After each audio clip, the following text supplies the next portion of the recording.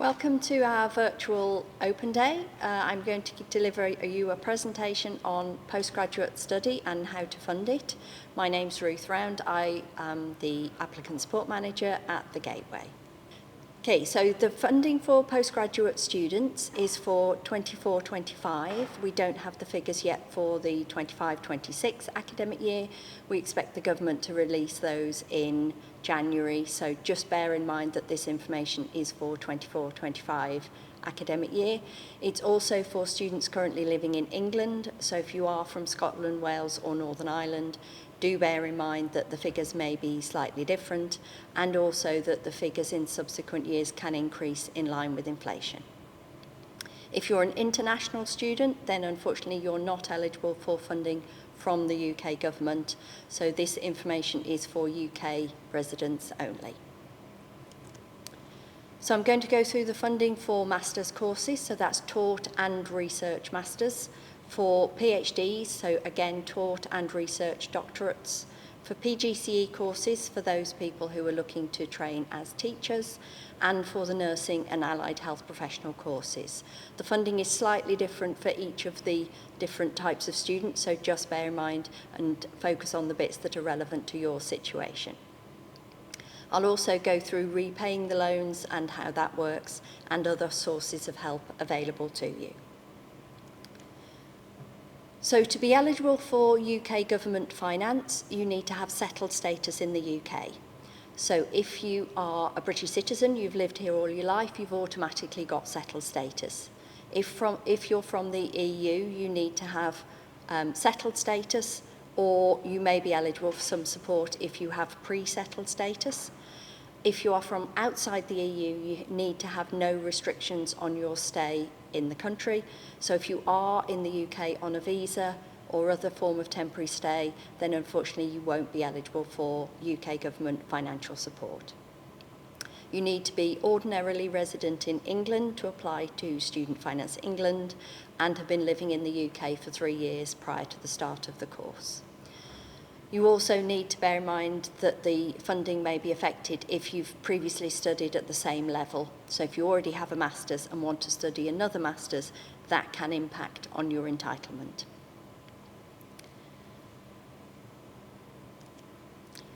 So for people looking to do a master's qualification, whether that's a taught master's or a research master's, then you apply for the master's loan. That is not means tested on household income, so it is worth £12,471 in the 24-25 academic year, and that is paid to you in 3 instalments, so it's paid directly to the student. There isn't a tuition fee loan element, which is paid directly to the university in the same way there is in undergraduate funding, so do bear in mind that the master's loan will be paid to you, and you will be then responsible for paying the fees to the university. It's available to both full and part-time students, but it's the same amount of money. So if you're doing a part-time course over 2 years, then you still get the £12,471, but it's paid over the 2 years. So, as I've said, you need to be a UK citizen or have settled status to be eligible, and it's your first full master's qualification only. You also need to be studying for the full master's qualification, so that's the full 180 credits. You can't use the master's loan to pay for a postgraduate certificate or postgraduate diploma. It must be the full master's. You also need to be under the age of 60 at the start of the course. The doctoral loan for those students looking to do a taught or research PhD is worth in total £29,390 in 24-25. However, that is paid over the duration of the course. So that's, if you're full-time, paid over the 3 to 4 years. If you're part-time, that's paid over the 7 to 8 years. And it's not means tested on household income. You have to pay the fees directly to the university yourself, so the loan is paid to you and you are responsible for paying the fees to the university. And more information can be found on the government website. So again, UK nationals currently living in England and for your first full PhD qualification only, and it's not available for students who are doing a funded PhD through the Research Council. So if you've applied for a PhD where the Research Council is funding you a stipend, then you can't apply for the doctoral loan on top of that, and it is only available to students under the age of 60 at the start of the course. If you're looking to do a PGCE qualification, an initial teacher training qualification to enable you to be a teacher, then you apply for standard undergraduate funding rather than postgraduate. So you can apply for an additional year of undergraduate student finance, regardless of how much student finance you've already had, as long as you haven't already got a teaching qualification. So you apply for one additional year of undergraduate funding, the maintenance loan, tuition fee loan, etc., and I will explain how that works. Plus, there is a training bursary for some of the secondary shortage subjects.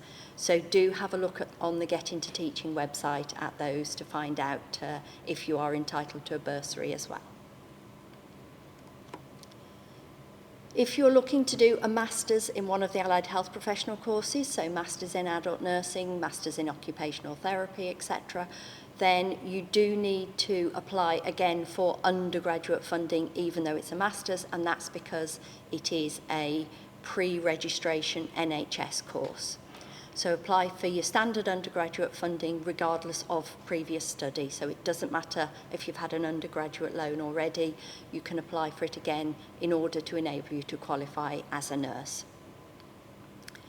You can also apply for the NHS bursary, which is an additional £5,000 per year, not means tested, plus £2,000 for students who have dependent children, and an extra £1,000 for the shortage subjects, which are mental health nursing and podiatry.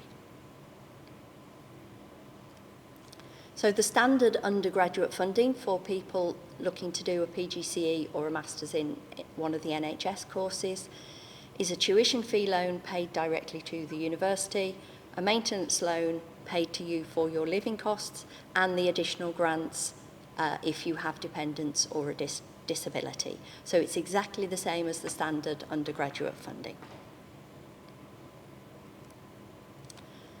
If you take out one of the master's loans, the master's or the doctoral loan, then you start making repayments once you're earning more than £21,000 a year. That's slightly different to the undergraduate funding, and if you have an undergraduate loan as well, then you will be paying both back at the same time. They don't add your postgraduate loans on top of your undergraduate loans, so you are paying them both back.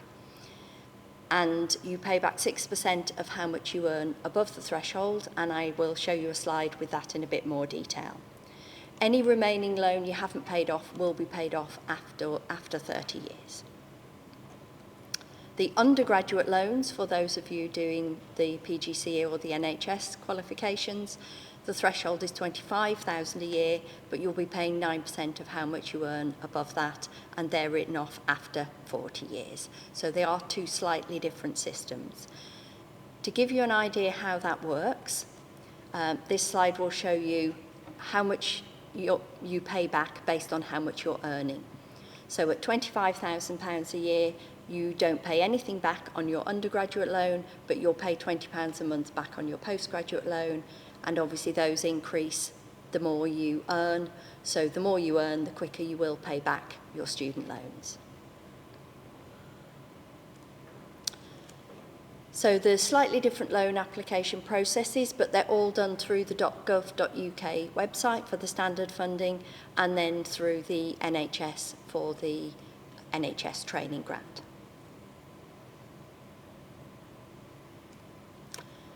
Students can apply for the Disabled Students Allowance if they have a disability or specific learning need, and there is also a loyalty discount for those students who've done their undergraduate degree and are then going on to study postgraduate with us. So if you did your undergraduate degree at the University of Wolverhampton and you're looking to either stay here or come back if you've had a bit of a gap, and you're looking to do a postgraduate qualification, do check out the information on the loyalty discount.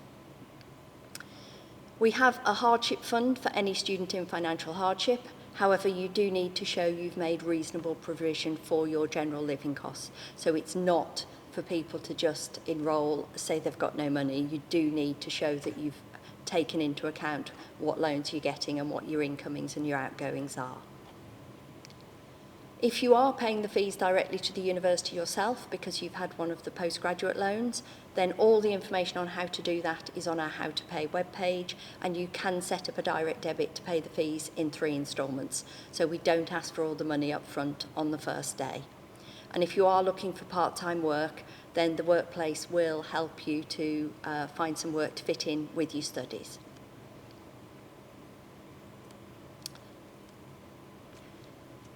If you have any, need any information, have any questions to ask us, then do contact the Gateway team. We provide pre-entry advice and guidance, so we will answer any of your questions about coming to university. You can email us, gateway@wlv.ac.uk, or you can telephone us on 01902 32 1032. Thank you.